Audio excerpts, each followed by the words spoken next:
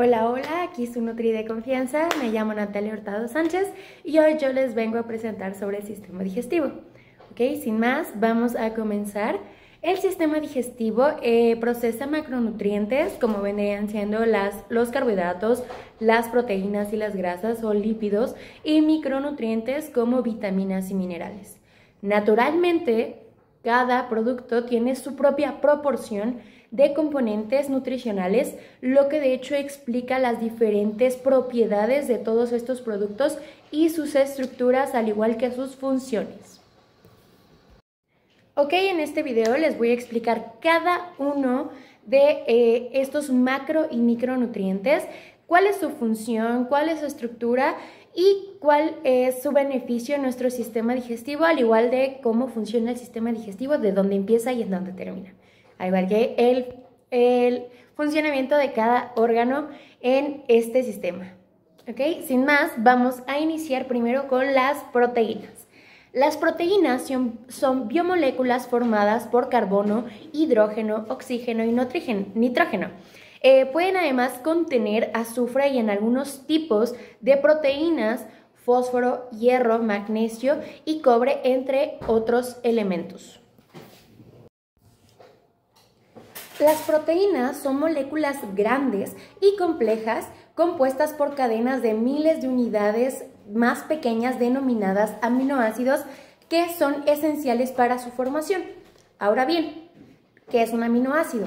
Los aminoácidos son moléculas orgánicas compuestas por un grupo funcional en una esquina amino y en la otra esquina un grupo funcional carboxilo. De este lado les voy a dejar la imagen de cuál es la estructura básica de un aminoácido. Existen 20 aminoácidos fundamentales que se van a dividir en esenciales y no esenciales, que un poco más adelante les voy a explicar cada uno de ellos, que en distintas combinaciones estos constituyen la base de las proteínas. Ahora bien, su clasificación de esenciales y no esenciales, esto se debe que a los esenciales son aquellos que el organismo no puede producir y han de estar obtenidos en los alimentos que nosotros consumimos. Los podemos extraer de fuentes animales, como es el caso del pescado, la carne o la leche. También pueden ser productos vegetales, como vendría siendo la soya, legumbres, trigo y nueces.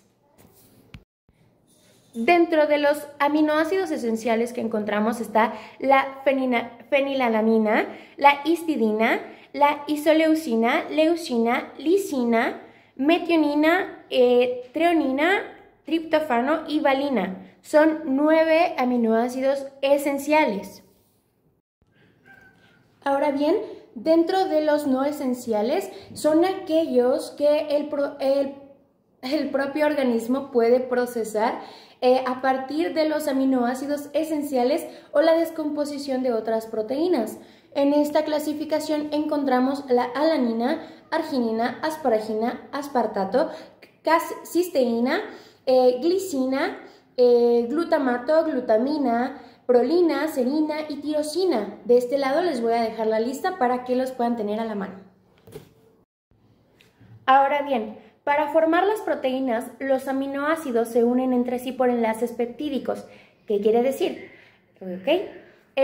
La unión del extremo del grupo amino de un aminoácido se va a unir con el extremo de un grupo carboxilo de otro aminoácido.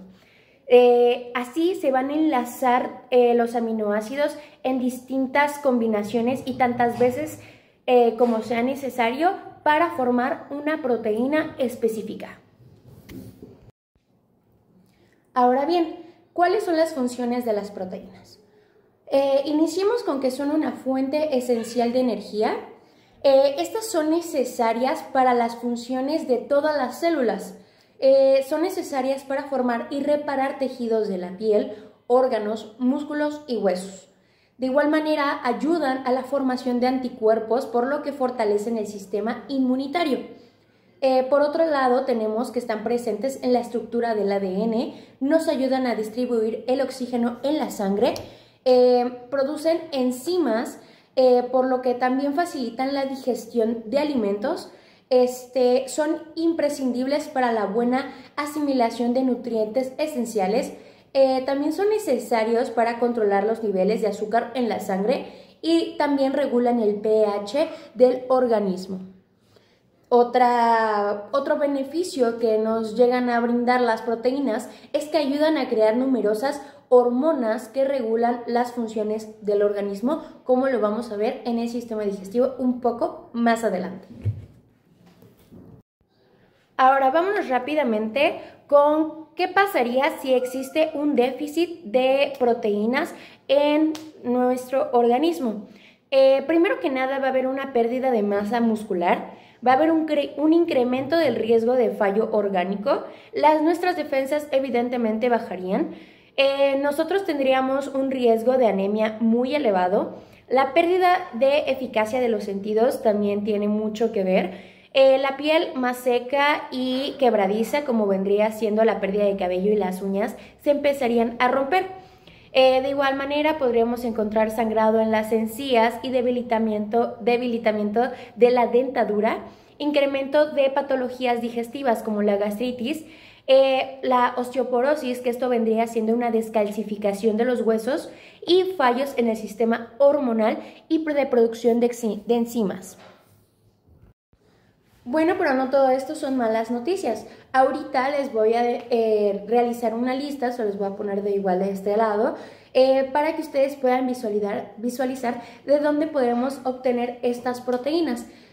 Algunos ejemplos serían las carnes magras, como el pollo, el pavo y la carne vacuno, que son frecuentes en proteínas, son muy excelentes y muy completas. De igual manera son aquellas que contienen todos los aminoácidos esenciales.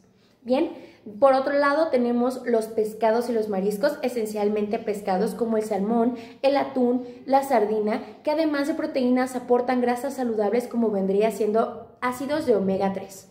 De igual manera encontramos el huevo, que es un alimento rico en proteínas de alta calidad, además de ser una fuente de vitaminas y minerales esenciales.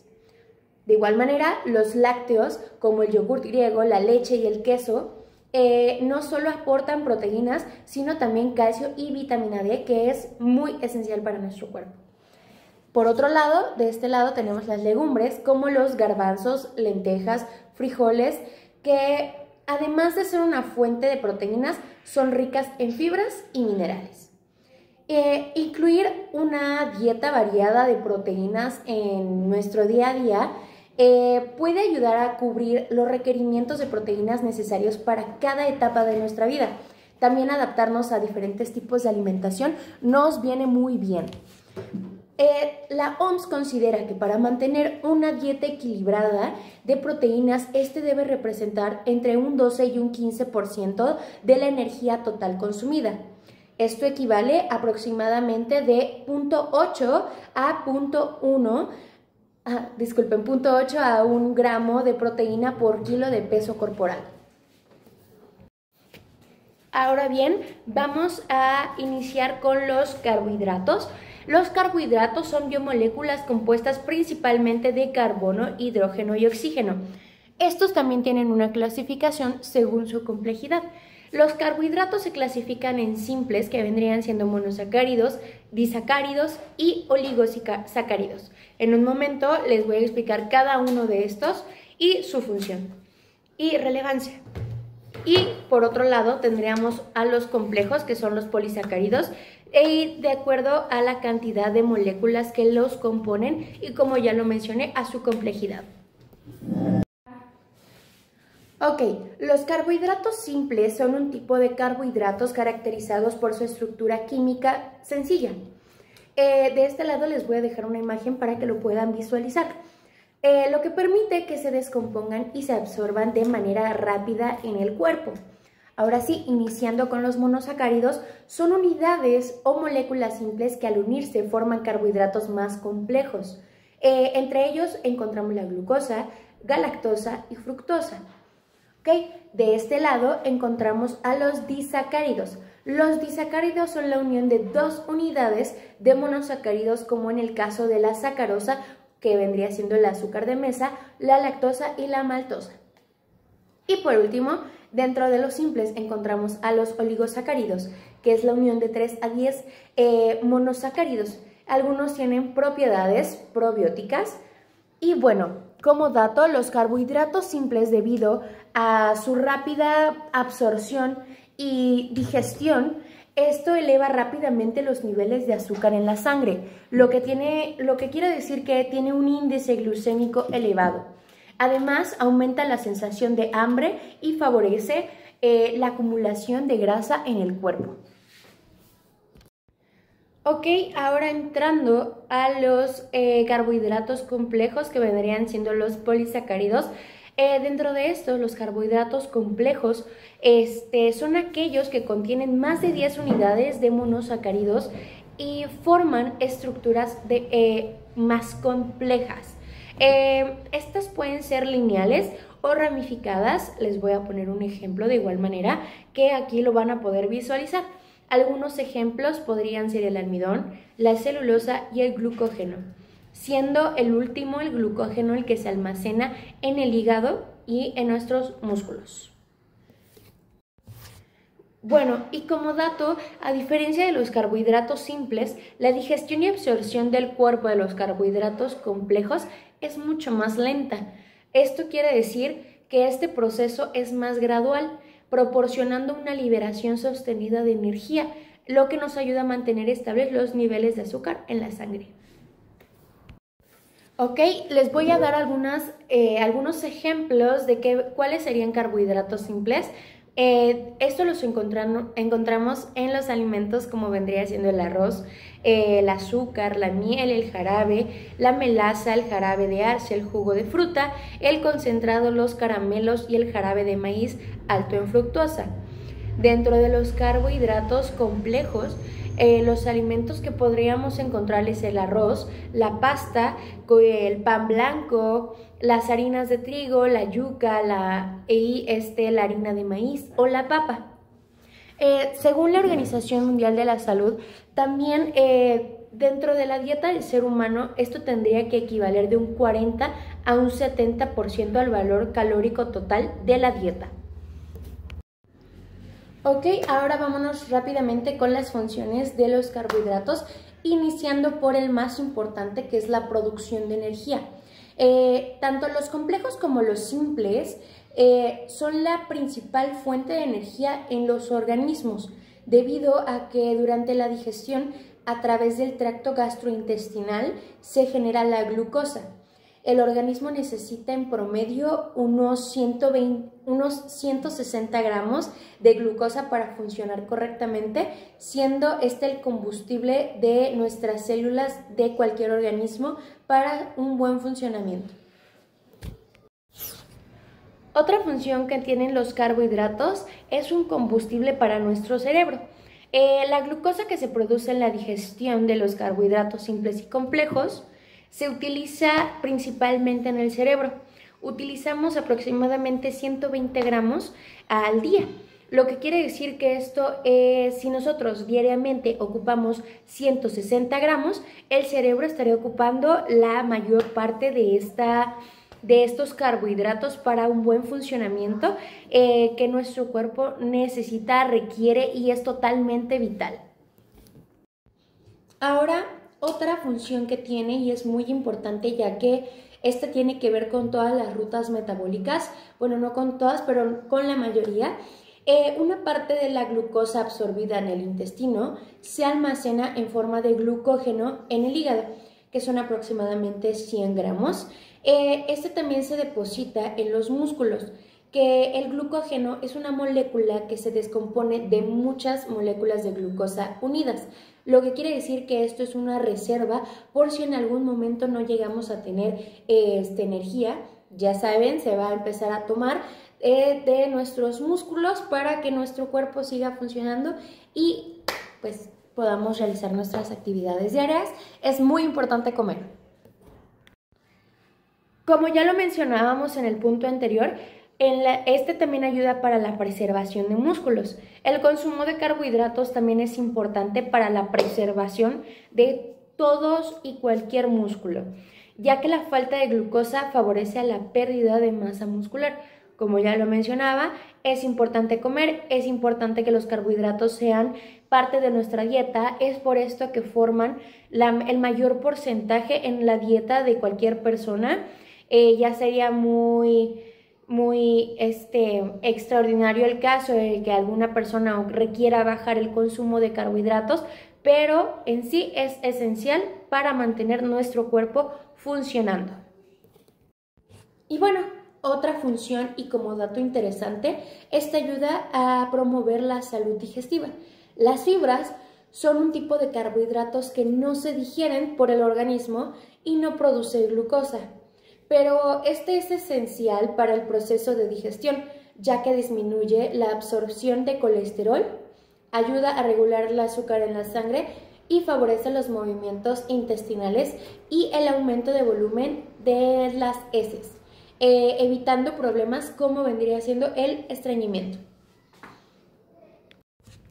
Ahora bien, ¿qué pasa si no consumimos los suficientes carbohidratos en una dieta? O sea, que los dejemos a un lado. Principalmente existe la cetosis. Esta se produce cuando el cuerpo no tiene los suficientes carbohidratos y utiliza la grasa para obtener energía, lo que puede generar efectos secundarios. De igual manera, tenemos trastornos del sistema nervioso. La falta de carbohidratos puede afectar la función cerebral. Recordemos que todo nuestro cuerpo siempre está en sintonía y en constante comunicación, y un poco más adelante veremos lo que pasa en el sistema digestivo.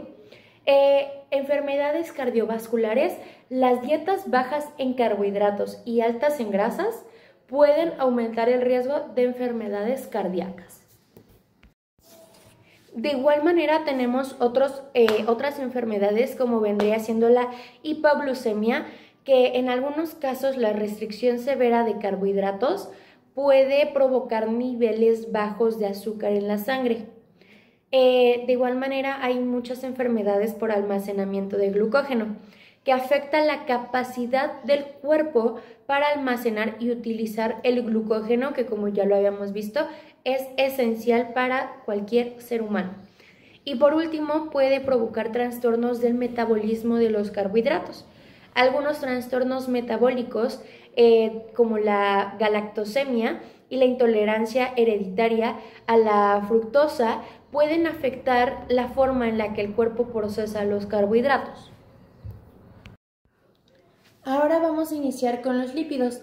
Los lípidos son moléculas orgánicas formadas principalmente por carbono e hidrógeno y en menor medida oxígeno. Además pueden contener elementos como nitrógeno, fósforo y azufre. Estos son principalmente hidrófobos, que son insolubles en agua, pero solubles en disolventes orgánicos no polares.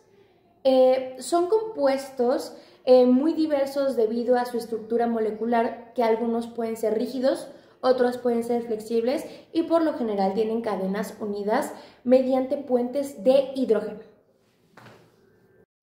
Algunos lípidos, como los que componen la membrana celular, poseen una capa hidrófoba y otra hidrófila. Esto quiere decir que solo uno de sus lados puede interactuar con moléculas de agua o similar. Ok, ahora alguna de las funciones de los lípidos sería la reserva energética. Los triglicéridos, que son 3 moléculas de azúcar, almacenan energía, ya que un gramo de grasa proporciona 9 kilocalorías. De igual manera, un soporte estructural, como ya lo mencioné, forma parte de la estructura de las membranas celulares y protegen órganos. De igual manera encontramos que son buenos reguladores y comunican. Actúan como base para hormonas, vitaminas y glucolípidos que regulan las funciones del cuerpo. Y por último, como transporte. Ellas ayudan a trasladar nutrientes junto con ácidos biliares y lipoproteínas. Ahora también les voy a poner un ejemplo de qué pasaría si nosotros reducimos nuestro consumo de lípidos muy extremadamente. La hipolipidemia o niveles bajos de lípidos en sangre pueden ser causados por diversas condiciones, tanto genéticas como adquiridas, pero esta sería la principal enfermedad que podríamos presentar si nosotros no tenemos una dieta adecuada. Ahora, sin más, vamos a iniciar con el sistema digestivo. La digestión es importante porque el cuerpo necesita los nutrientes provenientes de todos los alimentos y bebidas para funcionar correctamente y pues obviamente mantener un cuerpo sano. El aparato digestivo descompone químicamente los nutrientes en partes lo suficientemente pequeñas como para que el cuerpo pueda absorber los nutrientes y usarlos para la energía, el crecimiento y reparación de células. Como punto importante, el transporte de alimentos es a través del sistema digestivo, se realiza mediante movimientos musculares llamados peristalismo, que estos empujan a los alimentos desde la boca hasta el ano. Este proceso involucra la deglución, la masticación, la producción de jugos digestivos y la absorción de nutrientes. Ahora bien, vamos a iniciar con la primera parte del sistema digestivo, que vendría siendo la boca. Los alimentos comienzan a movilizarse a través del tracto gastrointestinal cuando una persona empieza a comer. Cuando la persona traga, la lengua va a empujar los alimentos hacia la garganta. Hay un pequeño cartílago ubicado por aquí que se llama epiglotis.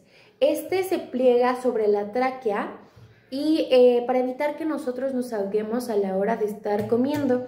Así los alimentos pueden llegar correctamente al esófago. La saliva, desde que nosotros ingerimos alimentos, desencadena la liberación de enzimas como la peptialina y por lo tanto también inicia la digestión enzimática. La peptialina es responsable de descomponer carbohidratos complejos como los oligosacáridos o polisacáridos. Luego el cuerpo transporta la comida a través del esófago hasta llegar al estómago. Ahí también empieza el rol de las enzimas es muy importante para nuestra digestión. Esto activa enzimas como la pepsina, que va a descomponer a las proteínas. La lipasa gástrica va a descomponer las grasas y luego la mezcla de los alimentos, que se llama quimo. Las enzimas y los jugos gástricos van a pasar a la siguiente sección, que vendría siendo el intestino delgado. En esta sección, en el intestino delgado, mide aproximadamente de 3 a 5 metros de largo. Los músculos del intestino delgado mezclan alimentos con jugos digestivos del páncreas y del hígado y del intestino, y estos se van a empujar, esta mezcla se va a empujar hacia adelante para continuar con el proceso digestivo. Las paredes del intestino delgado absorben el agua y los nutrientes digeridos incorporándose al torrente sanguíneo.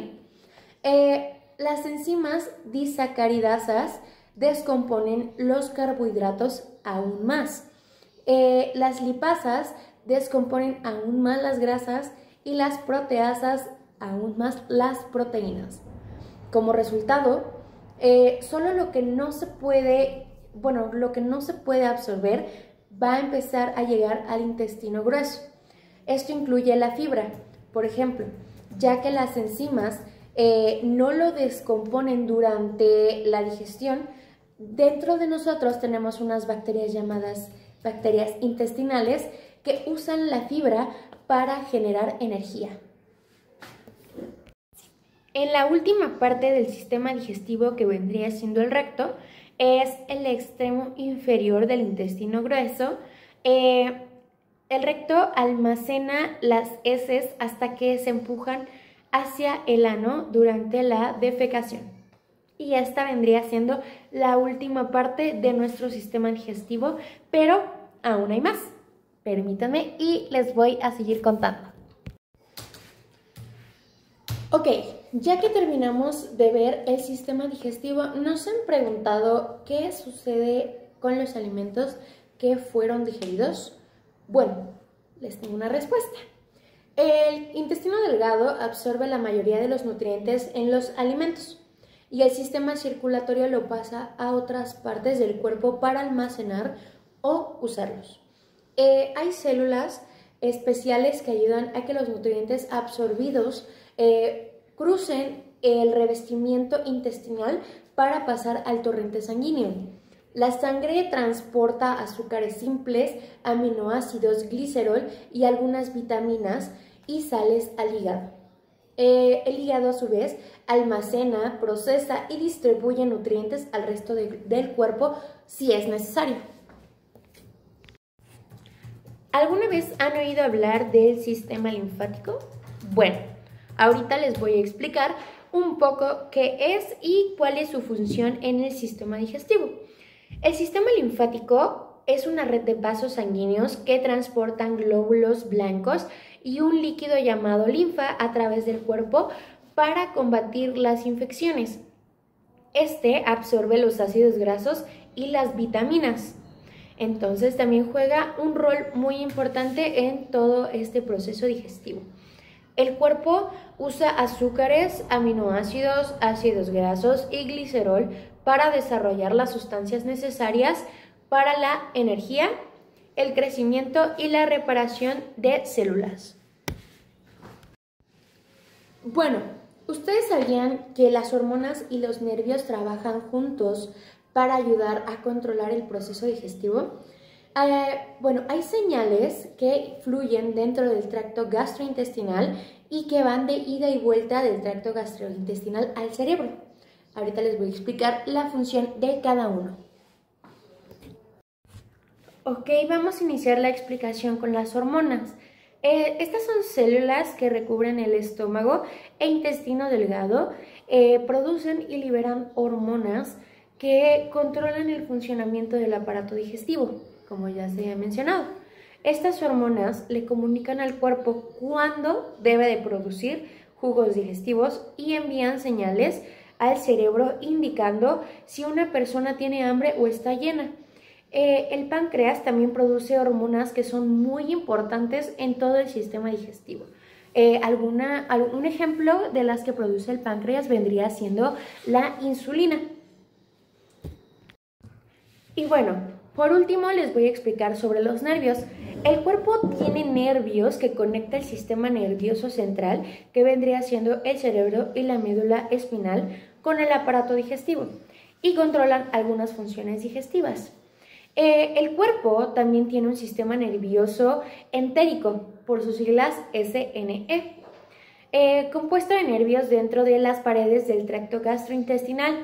Cuando los alimentos entran las paredes del tracto gastrointestinal, los nervios del SNE liberan muchas sustancias diferentes para acelerar o retrasar la movilización de los alimentos.